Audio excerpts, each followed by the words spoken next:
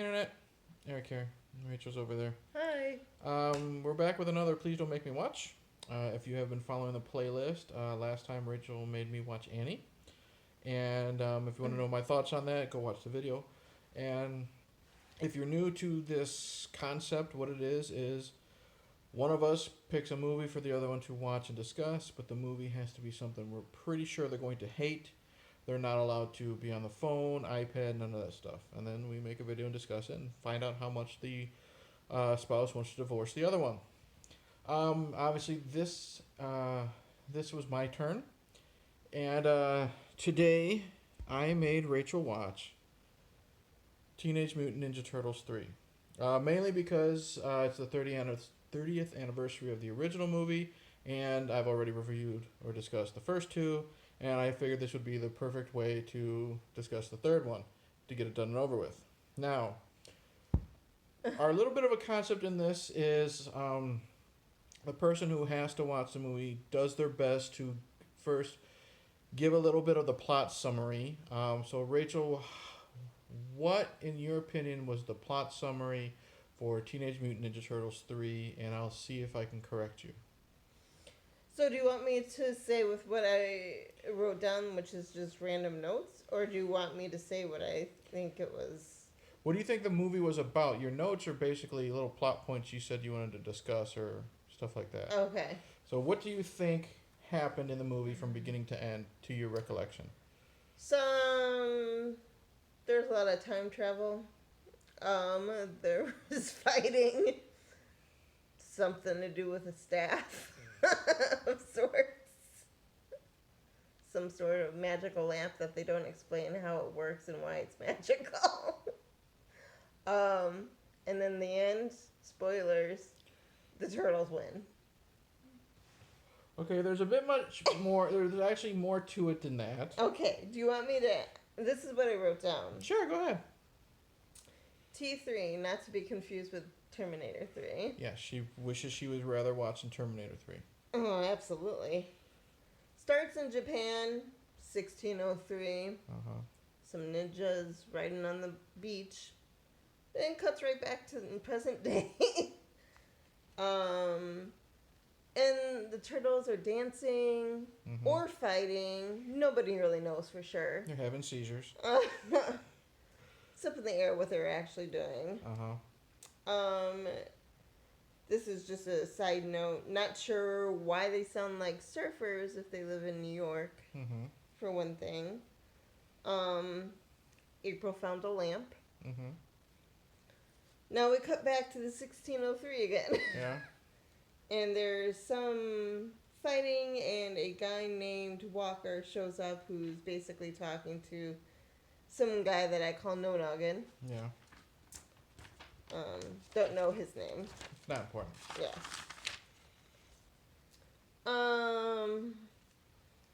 Something happens with the lamp. April turns into a guy turns into April. Okay. They switch places. That's it. Yeah, but go ahead. Yeah, they basically switch places in time. Dun dun dun. Yeah. There's a lot of time flip-flopping going around is what I was saying. Basically, the turtles need to go back in time to get April, but that means that if they do that, 4 Japanese men gotta come here in the present day. And then I said, not sure. They don't really say in any part of the movie what makes the staff work. Very true. And why it's a magic staff. And they don't really say, at least I didn't really pick up on it, why the people are fighting so much. It's a revolution. Some sort of a revolution over that's something. That's all they say. Yeah. But that's basically what I have as far as my notes go in the plot. Okay. But basically the turtles win. Everybody's happy at the end of the movie. Pretty close. Yeah, the turtle, April gets sucked, yeah, it's fucking stupid. April gets sucked into 1600s Japan. She gets switched body-wise with the son of like the head noggin. samurai guy, and turtles have to go back in time to rescue April. And then, like Rachel says, 4 samurais take their place in 1990s New York. But but what you forgot was that Casey Jones returns, and he's basically their babysitter. Mm-hmm. Which, disclaimer here, I have not seen any of these, and nor have I watched any of the cartoons. Right. So Eric had to give me a brief synopsis of what happened in the other ones, and it's not before really that I could figure out who was who. It's not really that important. My opinion, as you can tell, Rachel doesn't seem very thrilled. I absolutely love the first one. I really enjoy the second one. Rachel knew she was in trouble when I told her that our daughter left the room after 5 to 10 minutes of watching this one and had no interest in returning. It was boring. Yeah. First off, I will say this. Everyone shits on the look of the turtles in this one. Rachel can't really compare because she hasn't seen the first 2.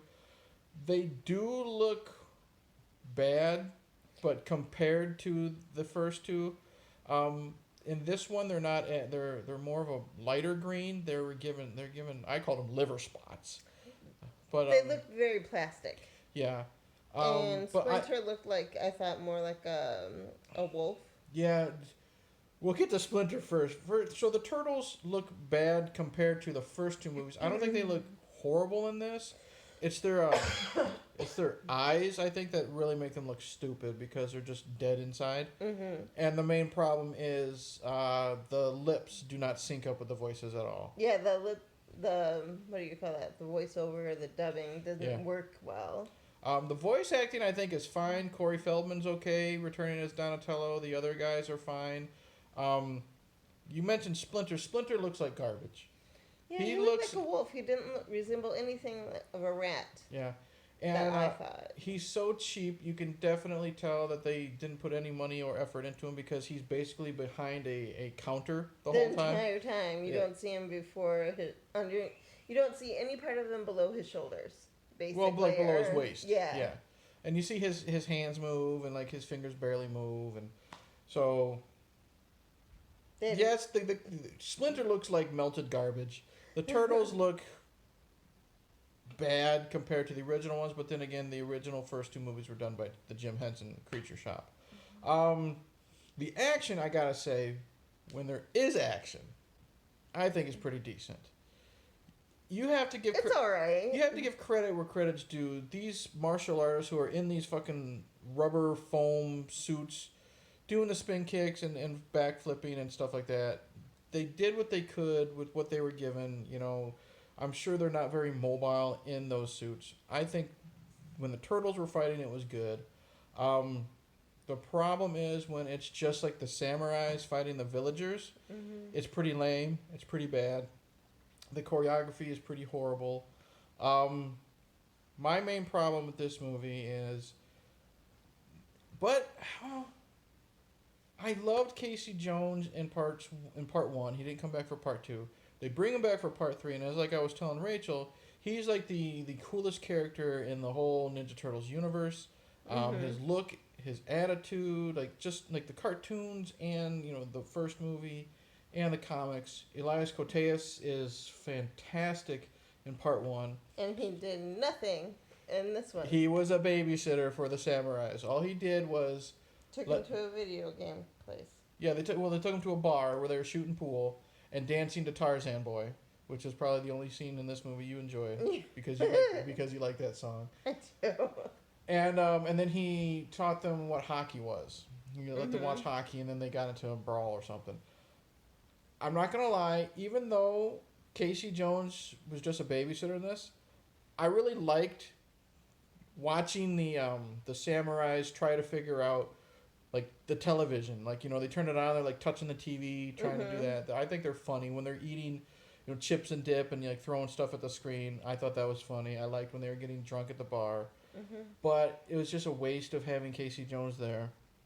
And then in the past, I guess we meet Casey Jones' ancestor. Yeah, that was another thing they didn't explain really either. Is he supposed to be an ancestor, or is he just some Joe Schmo that's in Right. in the prison. Because when April's captured, she sees Casey's ancestor, whoever the fuck his name is, in like the bamboo cage. She looks at him. She says, "Casey." So like, okay, are we gonna learn some lineage from Casey Right. Jones? No, we just find out he's an asshole who's working for Walker, but then has a change of heart at the end, Right. and it goes nowhere. No. So, and there's like one scene where, like I said, Casey Jones he's an awesome fighter in the first movie. I was telling you, him and Raph, they had like a little fighting competition with each other. And in this one, Elias Koteas gets to have one fight scene. It's when he's in the past and he's beating up a couple soldiers, and then he gets his butt kicked. Right. So that was a waste. I did like the you called him Walker Texas Ranger. I did like Walker as a villain. Yeah. He's definitely a huge step down from Shredder. You can't compare. But I liked him because he was just so over the top and like way more, he's portrayed to be way more evil than he really is. Whatever the actor is, I thought he was a lot of fun. Okay. I thought he was a lot of fun just because of how cheesy he was. And I Okay. like how he was trying to be this tough guy, but then you'd always see him taking care of his pet bird. His bird. Yeah. I did think how he was killed was pretty lame. When he got hit with the cannonball and he just fell over, fell off the rock or whatever. Yeah, he fell into the river and instead of seeing a splash, he just literally like disappears into the water. Pretty much. There was this whole subplot about the turtles like being accepted into the village, because what was it? Little Yoshi, the little kid he was stuck. Not Yoshi from Mario Kart. No, not Yoshi the dinosaur. He was in like his hut was on fire because Walker, Texas Rangers, and everybody recreated the beginning of Men in Tights and set everything on fire. And Stop burning down our village. yeah, so Michelangelo had to go save him, and backdraft references, and then you literally see Leonardo like give a Yoshi mouth to mouth before, Right. and that was really weird and awkward. And then the girl that's not the leader of the village, but she's dating the guy that got sent to New York. It's confusing. She thinks Leonardo's putting an evil spell on him, and then of course Yoshi wakes up, and he's totally fine being in the arms of a gigantic 7-foot tall turtle. Right. That's what I thought, and I remember being like, when he wakes up, so am I dead because there's a turtle holding me? Yeah, am I in hell? And there's a demon that just made out with me. Yeah. They didn't really touch too much on the fact that the girl was dating the guy. Mm-hmm. They didn't really, so you didn't really understand that until like closer to the end of the movie. Mm-hmm. What I thought. And then, like I said, they didn't really explain why they were fighting. Yeah, they just said a revolution. It's just it's the quickest way to put in like a battle scene back then. Raph was befriending young Yoshi because Raph's the tough one. And he's always full of anger, so Yoshi is bringing out his feminine side and making him... His more gentle side. Yeah, okay. That went nowhere. And at what part... And I don't know... It was the orange one. Michelangelo. Like, somewhere along the line, basically it seemed like he was in love with the girl. Oh, April? Yeah, no, not April. The Asian girl? Yeah, the Asian girl, because he was like, I want to stay with you. I want to stay with you. At the very end, but nowhere before that do you ever see him even really interacting that much with her. I think that wasn't just him falling in love. I think it was because he knew that they accepted the turtles, and then they wouldn't have to live in the sewers type of thing. Like, because earlier Raphael was, he's the red one. He's the one that says, look at the water. There's no garbage. There's no bums. There's no dead fish. So, they were happy with where they were. I will say this: I liked some of the quips between the garbage dialogue, which is this movie's full of. There were some quips between the turtles and between Casey and Raph, which I thought were funny. The main problem with this movie, like you were saying, was it's pretty fucking boring. Oh, it was really boring. The first movie is not boring at all. I think you wouldn't even mind the first movie. The second one is really goofy and stupid. Vanilla Ice is thrown in there because Vanilla Why Ice is... not? Yeah, the problem with this is when it's not being like over the top goofy and over the top stupid, it's really, really boring.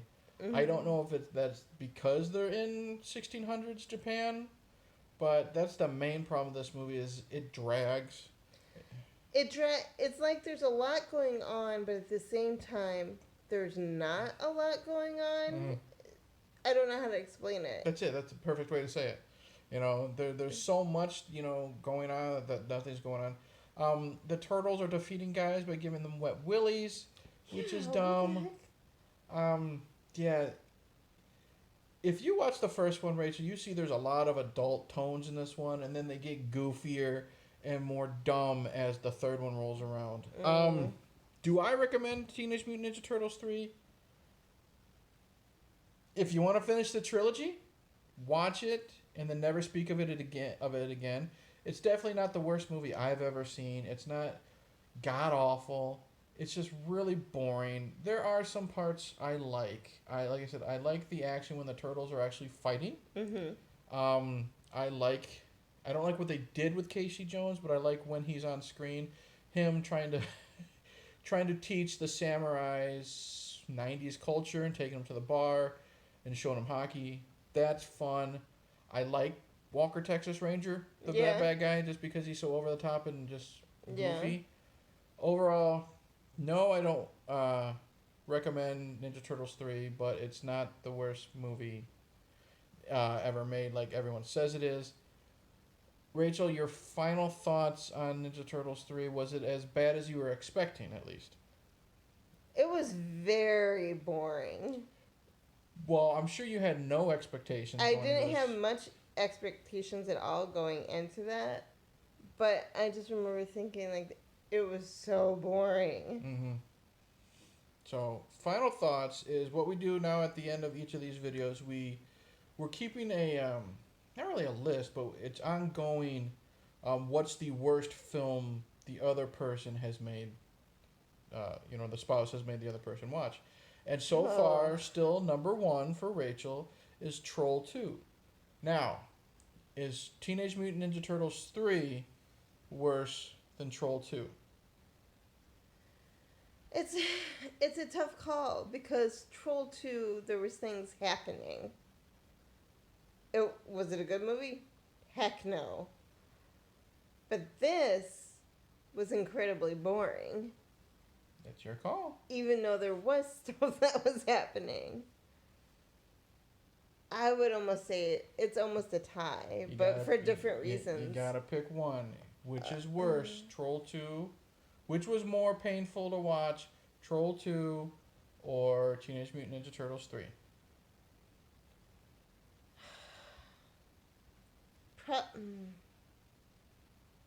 You can admit that something you liked Troll 2 better than something, if that's what your concern is. I see here. It's just hard because they're. Here's how I always look at it. Disliked for very different reasons. We'll make this easy for you. There's bad, but there's also an entertainment factor. That's how I always look at it. Like I reviewed movies, on podcasts before, and I've said some movies are worse than others, and some movies are better than others because the better ones I was never bored. Gotcha. Even though they were like physically painful to watch and more horrible, I was never bored. So if that helps you, or not, but yeah. Well, then if we do it that way, but I'm just saying that to help you because you got to pick what's worse. What's been the worst thing so far? Probably this. All right, you heard it. Probably this, if we're basing it on that aspect, because Troll 2, while it was stupid, was somewhat entertaining with the stupidness. Okay. You've heard it here, folks. Rachel loves Troll 2. I do not love it. All right, you've heard it there. You've heard it there. Teenage Mutant Ninja Turtles 3 is now the worst film I've had Rachel watch so far. So that's it. Thank you for watching. Like, subscribe, click the bell, all that stupid stuff. Comment below. Tell me what you think of Teenage Mutant Ninja Turtles 3. Tell me if you think it's worse than Troll 2. Tell me if you find more good in this movie than we found. Like I said, I don't personally think it's the worst thing ever created, like most people say. Rachel thinks I'm wrong. But yeah, we'll see you in the next one. Rachel's got some revenge, I'm sure. Yep. Great.